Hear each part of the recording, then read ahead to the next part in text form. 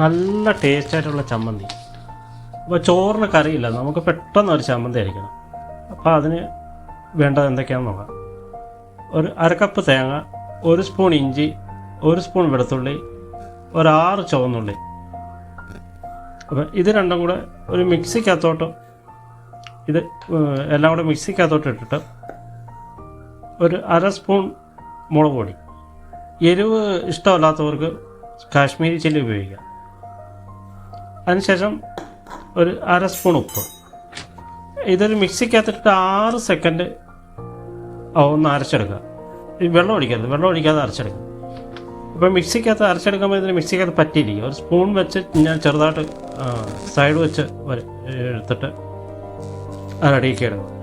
ഇപ്പം നല്ല ടേസ്റ്റി ആയിട്ടുള്ള ചമ്മന്തി റെഡി ആയിട്ടുണ്ട്. ഇൻസ്റ്റൻ്റായിട്ട് നമുക്ക് ചോറിന് കറിയില്ലെങ്കിൽ പെട്ടെന്ന് ഒരു ചമ്മന്തി റെഡിയാക്കും. എല്ലാവരും ഒന്ന് സബ്സ്ക്രൈബ് ചെയ്യണം, ലൈക്ക് ചെയ്യണം. Thank you.